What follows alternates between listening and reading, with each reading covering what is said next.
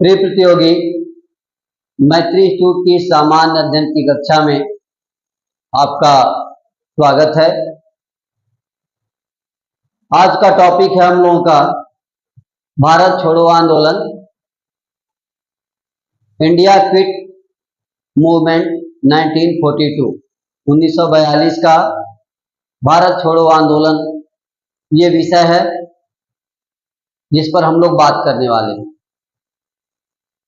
आपको ध्यान होगा कि पिछली कक्षा में हम लोगों ने क्रिप्स मिशन के बारे में पढ़ा, क्रिप्स मिशन 1942, और आपको ध्यान होगा कि किस क्रिप्स मिशन को असफल होना पड़ा था। भारतीयों ने क्रिप्स मिशन को स्वीकार नहीं किया, कांग्रेस ने भी स्वीकार नहीं किया, मुस्लिम लीग ने भी स्वीकार नहीं किया। इस तरह से क्रिप्स मिशन पूरी तरह से विफल रहा। उसके बाद पुनः जब क्रिप्स मिशन विफल हो गया तो भारतीयों को, खासतौर से कांग्रेस को, ये बात समझ में आ गई थी कि अब अंग्रेजों से कुछ अच्छा करने की आशा करना व्यर्थ है। यानी अब पूरी तरह से गांधी जी को भी और नरम पंथियों को भी पूरी तरह से मोह भंग हो चुका था ब्रिटिश सरकार से। ऐसी दशा में अब एक बड़े आंदोलन की जरूरत महसूस की जाने लगी थी, और उसी जरूरत जो महसूस की जा रही थी, उसी जरूरत ने एक बड़े आंदोलन को जन्म दिया, जो आंदोलन आपके सामने इंडिया क्विट मूवमेंट 1942 का भारत छोड़ो आंदोलन है। जब पूरी तरह से विफलता रही तो 14 जुलाई 1942 को कांग्रेस की कार्य समिति की बैठक हुई। 14 जुलाई 1942 वर्धा में कांग्रेस कार्य समिति की बैठक होती है।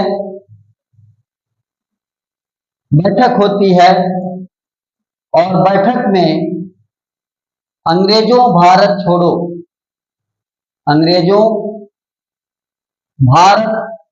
छोड़ो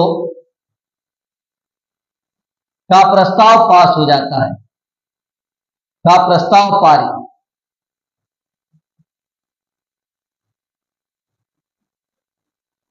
कहां पारित होता है? कांग्रेस की कार्य समिति की जो बैठक थी 14 जुलाई 1942 को वर्धा में, वहां पर कार्य समिति ने अंग्रेजों भारत छोड़ो इस आंदोलन को स्वीकार किया, क्योंकि अभी ये आंदोलन कांग्रेस की कार्य समिति ने स्वीकार किया था। अखिल भारतीय कांग्रेस कमेटी को स्वीकार करना बाकी था। तो अखिल भारतीय कांग्रेस कमेटी, अखिल भारतीय कांग्रेस कमेटी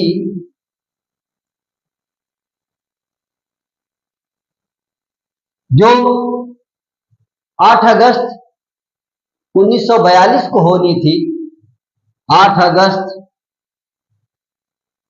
ये बैठक 8 अगस्त 1942 को मुंबई में होनी थी। मुंबई के ग्वालिया टैंक में, ये आपको ध्यान रखना है कि ग्वालिया टैंक एक ग्राउंड है, ग्वालिया टैंक मैदान, यानी ग्वालिया टैंक मैदान में अखिल भारतीय कांग्रेस समिति की बैठक होनी थी, और वहां पर इस प्रस्ताव को पास होना था। तो चलते हैं हम लोग मुंबई के ग्वालिया टैंक में। 8 अगस्त 1942 का दिन, उस दिन अंग्रेजों भारत छोड़ो, अंग्रेजों भारत छोड़ो ये आंदोलन था। इसका प्रस्ताव जवाहरलाल नेहरू ने किया।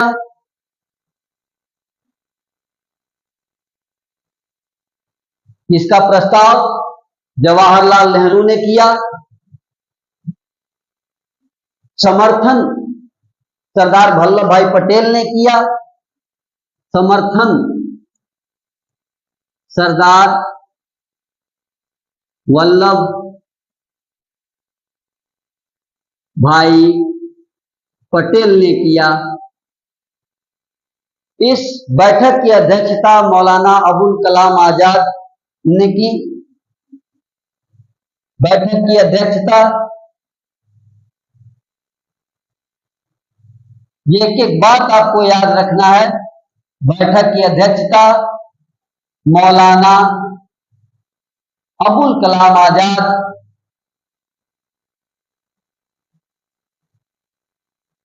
आजाद ने किया। एक प्रश्न पूछा गया था पीसीएस की प्रारंभिक परीक्षा में कि इस प्रस्ताव को किसने लिखा था, तो भारत छोड़ो प्रस्ताव को पंडित जवाहरलाल नेहरू ने लिखा था और गांधी जी बोलकर लिखवा रहे थे, डिक्टेट कर रहे थे। तो प्रस्ताव के लेखक, ये प्रश्न भी प्रस्ताव के लेखक जवाहरलाल नेहरू और गांधी जी ने बोलकर लिखवाया, यानी गांधी जी ने बोलकर लिखवाया, डिक्टेट किया। गांधी जी ने बोलकर यानी डिक्टेट किया, डिक्टेट यानी बोलकर लिखवाया। ये बात भी आपको याद रखना है कि गांधी जी ने बोलकर लिखवाया और नेहरू जी ने उसे लिखा था। तो इस प्रकार भारत छोड़ो आंदोलन रखा गया। सरदार वल्लभ भाई पटेल ने उसको समर्थन दिया और ये प्रस्ताव पास हुआ। इस प्रस्ताव पास होने के बाद गांधी जी ने एक और काम किया।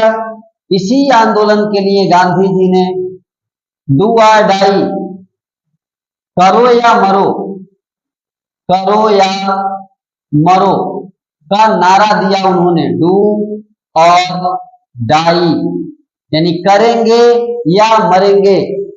उनका नारा था कि इस बार या तो देश को आजाद करेंगे या फिर इस प्रयास में शहीद हो जाएंगे, मर जाएंगे। गणतंत्र हो के रहेंगे, स्वतंत्र हो के रहेंगे, गुलामी देखने के लिए जीवित नहीं रहेंगे। ये नारा गांधी जी ने दिया और यह आंदोलन 9 अगस्त को प्रारंभ हुआ। 9 अगस्त 1942 को प्रातः प्रारंभ हुआ। इस प्रकार, और इसीलिए इसका एक और नाम अगस्त क्रांति, इसका एक नाम अगस्त क्रांति भी है।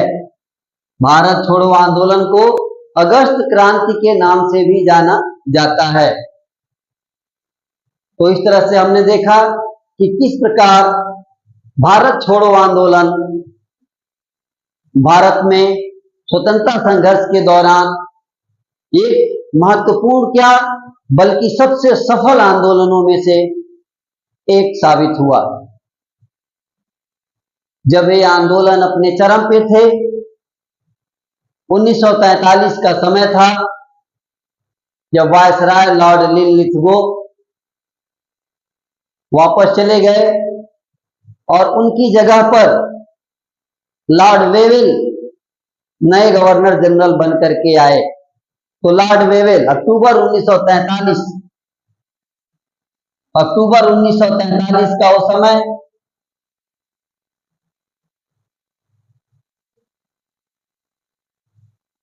लॉर्ड वेवेल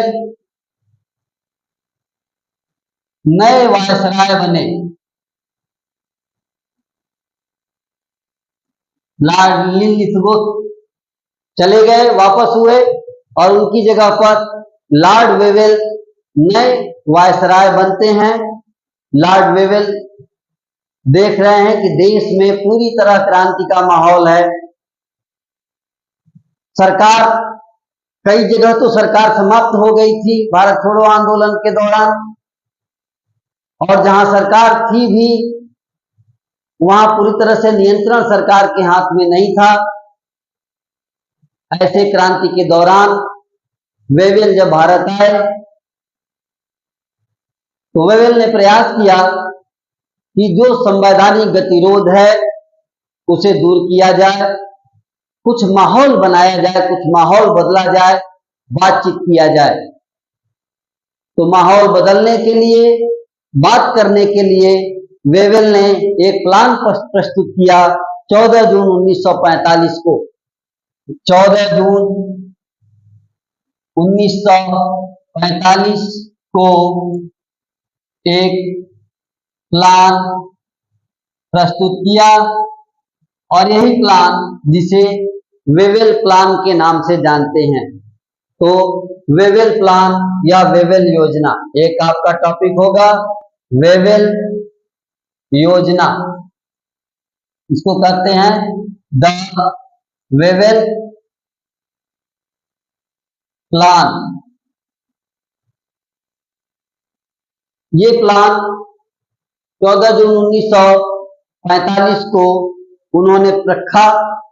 इस प्लान में क्या क्या बातें थी, इस प्लान के प्रावधान क्या क्या थे, ये बात हमें अब नोट करनी है कि इस प्लान के, वेवेल प्लान के क्या प्रावधान थे। तो वन बाय वन हम देखेंगे।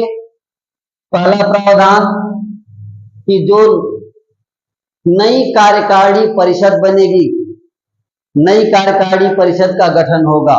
चलिए, नई कार्यकारिणी परिषद का गठन होना है। एक प्रस्ताव ये मिला कि नई कार्यकारिणी का गठन होगा, वायसराय और सैन्य प्रमुख का पद छोड़कर, यानी वायसराय और सैन्य प्रमुख के अलावा सभी सदस्य भारतीय होंगे। ये प्रस्ताव था।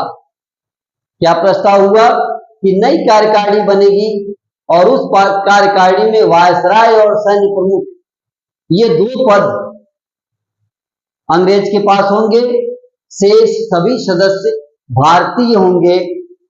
इसके अलावा प्रतिरक्षा विभाग वायसराय के पास रहेगा। दूसरा, प्रतिरक्षा विभाग, ये विभाग जो है प्रतिरक्षा विभाग, ये वायसराय के पास रहेगा। तो ये अगला प्रावधान वेवेल प्लान का आपके सामने, प्रतिरक्षा विभाग कहां होगा। ये मुस्लिम सदस्यों की संख्या हिंदू सदस्यों की संख्या के बराबर रखी जाएगी। ये तीसरा खतरनाक प्लान, मुस्लिम सदस्यों की संख्या हिंदू सदस्यों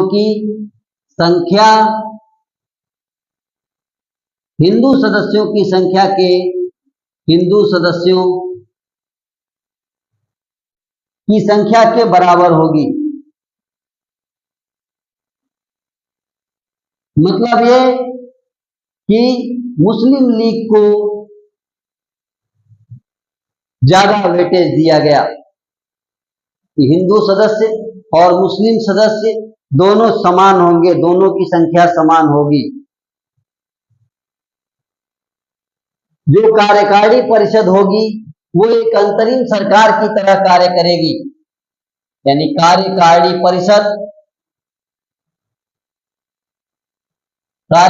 परिषद अंतरिम सरकार की तरह कार्य करेगी, अंतरिम सरकार की तरह कार्य करेगी। तो एक चीज ये, बिना कारण गवर्नर जनरल यानी वायसराय वीटो पावर का प्रयोग नहीं करेगा। उन्हें पहले बड़ा उचित कारण होगा, यानी कारण का निर्धारण भी उसे ही करना है कि कैसा कारण। तो बिना कारण यानी बिना महत्वपूर्ण कारण के, बिना महत्वपूर्ण कारण के वायसराय क्या करेंगे, वायसराय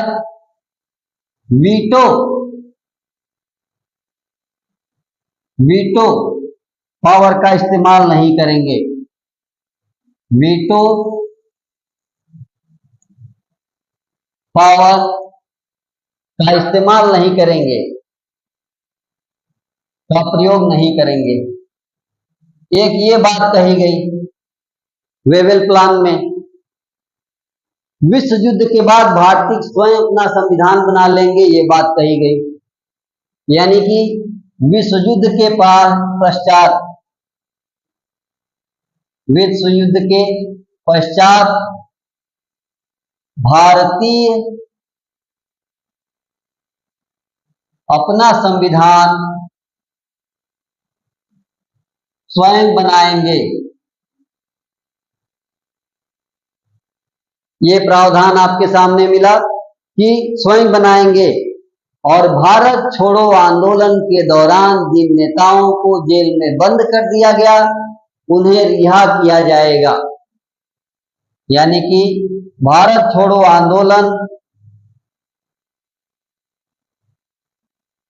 आंदोलन के दौरान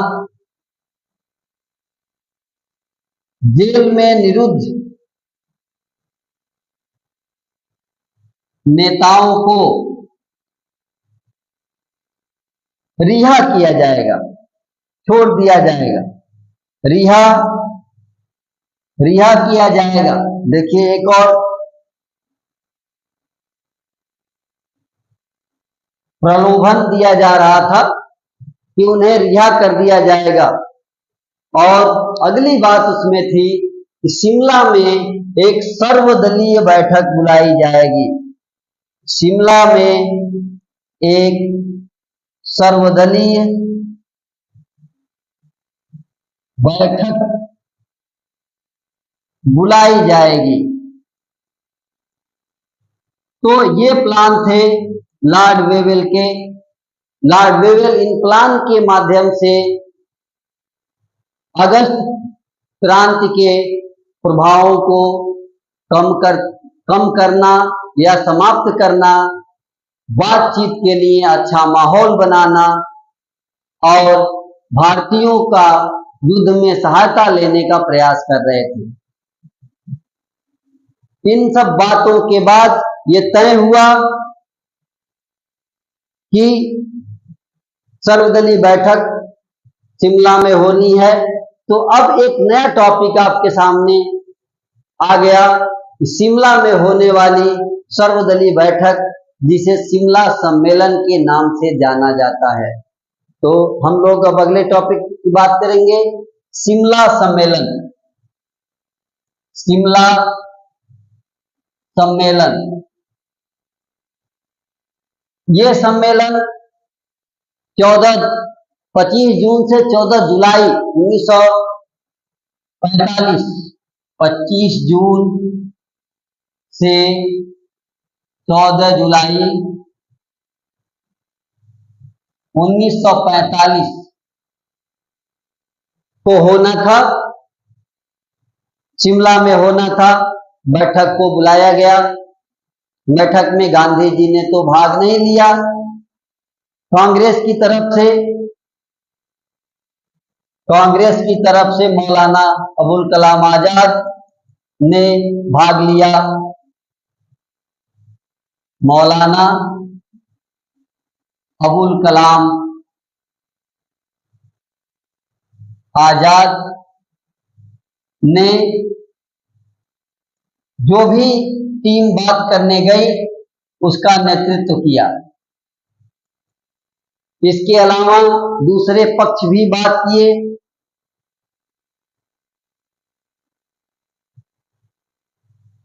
उसके अलावा जो मांग थी, मांग वो क्या थी? कांग्रेस चाहती थी अखंड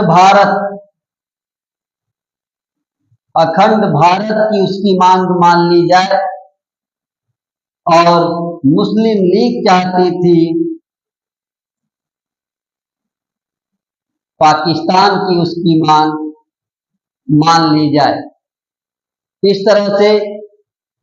तरह से गतिरोध वहां रहा। उसके अलावा मुस्लिम लीग का ये कहना था कि सभी मुस्लिम सदस्य केवल मुस्लिम लीग द्वारा चुने जाएं, मुस्लिम लीग द्वारा चुने जाएं, कि जितने भी सदस्य होंगे वो केवल और केवल मुस्लिम लीग ही, अर्थात मुस्लिम लीग ये प्रदर्शित करना चाहती थी कि भारत में मुसलमानों का प्रतिनिधित्व केवल मुस्लिम लीग करती है, अन्य कोई दल नहीं। जबकि ये बात सर्वविदित था कि मुस्लिम समाज हर दल में था, हर हिस्से में था, हर समाज में था। ऐसी दशा में शिमला में 14 जुलाई को 24 गतिरोध बना रहा। इस गतिरोध और इसके कारण 14 जुलाई 1945 को शिमला सम्मेलन विफल घोषित किया गया। विफल घोषित किया गया कि अब एक ही शिमला सम्मेलन सफल नहीं रहा। शिमला सम्मेलन, क्योंकि मुस्लिम लीग का पाकिस्तान का मांग, कांग्रेस का अखंड भारत का मांग, दोनों मांग ये एक दूसरे के विरोधी थे, जो किसी भी स्थिति में पूरा किए जाने लायक नहीं थे। ऐसी दशा में मुस्लिम लीग और कांग्रेस दोनों ने इसे अस्वीकार किया, और इस गतिरोध के बने रहने के कारण लॉर्ड बेवेल ने इस सम्मेलन को फेल घोषित कर दिया। इस प्रकार यह प्रयास खत्म रहा और 1945 तक कोई समाधान नहीं निकला। आंदोलन बदस्तूर जारी रहे, बल्कि नए नए रूप में आंदोलन सामने आ रहे थे। तो जो बातें हम लोगों ने देखी हैं उसे थोड़ा एक बार और रिवाइज कर लेते हैं क्लास को समाप्त करने से पहले। बात हम लोग भारत छोड़ो आंदोलन से किए थे। भारत छोड़ो आंदोलन, जिसे अगस्त क्रांति भी कहते हैं, 14 जुलाई 1942 को वर्धा में कांग्रेस कार्य समिति की बैठक हुई। उस बैठक में एक प्रस्ताव पास किया गया जिसे अंग्रेजों भारत छोड़ो कहा गया। चूंकि ये प्रस्ताव कांग्रेस की कार्य समिति में भी पास हुआ था, अखिल भारतीय कांग्रेस कमेटी में पास होना शेष था, तो अखिल भारतीय कांग्रेस कमेटी की बैठक 8 अगस्त 1942 को मुंबई में होनी थी। मुंबई का वो जगह, ऐतिहासिक जगह, ग्वालियर टैंक का मैदान, जहां 8 अगस्त 1942 को अखिल भारतीय कांग्रेस कमेटी की बैठक होनी थी, और उस बैठक में अंग्रेजों भारत छोड़ो आंदोलन को अंतिम रूप से पारित करना था। उस आंदोलन का प्रस्ताव पंडित जवाहरलाल नेहरू ने किया, समर्थन सरदार वल्लभ भाई पटेल ने किया,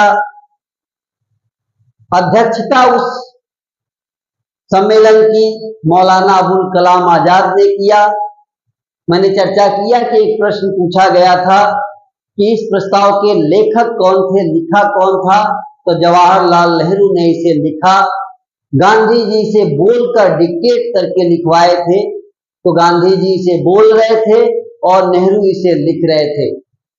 गांधी जी ने इसी आंदोलन के लिए करो या मरो, डू और डाई का नारा दिया।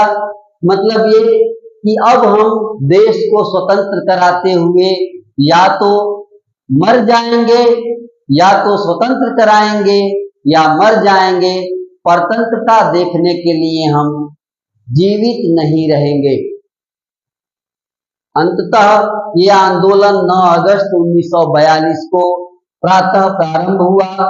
इस आंदोलन को अगस्त क्रांति के नाम से जाना जाता है। भारत छोड़ो आंदोलन, इसे अगस्त क्रांति के नाम से भी हम जानते हैं। ये आंदोलन बड़ा व्यापक रहा और इस आंदोलन ने ब्रिटिश सरकार को भारत से करीब करीब उखाड़ फेंका था। कई जगह तो सरकार गायब सी हो गई थी। उसी दौरान 1943 को अक्टूबर में लॉर्ड वेवेल नए वायसराय बने, लॉर्ड लिनलिथगो की जगह पर। वेवेल जब आए तो उन्होंने देखा कि माहौल बड़ा अतिवाद की तरफ था, तो उन्होंने गतिरोध को दूर करने, बातचीत का माहौल बनाने की कोशिश की। और इस कोशिश में उन्होंने एक प्लान प्रस्तुत किया, एक योजना प्रस्तुत की 14 जून 1945 को। और उस योजना को हम लोग वेवेल योजना, वेवेल प्लान 1945 के नाम से जानते हैं। इस योजना के प्रावधान क्या थे? तो सबसे पहला प्रावधान कि वायसराय की जो कार्यकारिणी होगी वो एक नई परिषद का गठन किया जाएगा और उसमें वायसराय और सैन्य प्रमुख ये 2 पद छोड़कर सभी पद भारतीयों के हाथ में दे दिए जाएंगे। प्रतिरक्षा विभाग वायसराय के पास रहेगा। एक दूसरी बात, इसके अलावा मुस्लिम सदस्यों की संख्या हिंदू सदस्यों की संख्या के बराबर होगी। ये मुस्लिम लीग को अतिरिक्त वेटेज देने की कोशिश की गई थी। इसके बाद जो प्रावधान और थे कि कार्यकारी परिषद जो होगी वो एक अंतरिम सरकार की तरह, इंटरिम गवर्नमेंट की तरह काम करेगी। इसके अतिरिक्त ये भी कहा गया था कि वायसराय बिना किसी खास कारण के वीटो का प्रयोग नहीं करेंगे। मतलब वो खास कारण को भी डिसाइड कौन करेगा? वायसराय ही करेंगे कि कारण खास है कि आम है। इस तरह से एक दूसरा प्रावधान, विश्व युद्ध के बाद भारतीयों को अपना संविधान बनाने का अधिकार होगा, ये प्रावधान भी थे। और भारत छोड़ो आंदोलन में तमाम नेताओं को जेल में बंद कर दिया गया था। उन सभी नेताओं को जेल से रिहा कर दिया जाएगा, एक ये प्रलोभन भी इसमें सम्मिलित था। साथ ही शिमला में गतिरोध दूर करने के लिए शिमला में एक बैठक बुलाई जाएगी और यही बैठक आगे चल करके शिमला सम्मेलन के नाम से जानी जाएगी। तो अब वो बैठक आ गई जो शिमला में बुलाई जानी थी। लॉर्ड वेवेल ने 25 जून से 14 जुलाई 1945 तक शिमला में एक सर्वदलीय बैठक बुलाई और उस सर्वदलीय बैठक में कांग्रेस की तरफ से मौलाना अबुल कलाम आजाद ने कांग्रेस का नेतृत्व किया, दूसरी तरफ अन्य दलों ने किया। कांग्रेस ने उसमें अखंड भारत की मांग की कि हमें अखंड भारत चाहिए। मुस्लिम लीग ने पुराना पाकिस्तान का ही माना और साथ ही मुस्लिम लीग की एक और शर्त थी कि जितने भी मुस्लिम सदस्य किसी कार्यकारिणी में या किसी भी वजह कार्य में सम्मिलित किए जाएं, वो सभी मुस्लिम सदस्य केवल मुस्लिमों की तरफ, मुस्लिम लीग की तरफ से किए जाएं। ये दोनों बातें न तो सरकार मान सकती थी और न ही माने जाने की कहीं कोई संभावना थी। दोनों मांगे एक दूसरे के विरोधी थे। ऐसे में गतिरोध बना रहा और 14 जुलाई 1945 को लॉर्ड वेवेल ने शिमला सम्मेलन को फेल घोषित कर दिया, फेलियर घोषित कर दिया, विफल घोषित कर दिया। इस प्रकार शिमला सम्मेलन किसी परिणाम तक नहीं पहुंच सका और देश में आंदोलन का माहौल चरम पर था।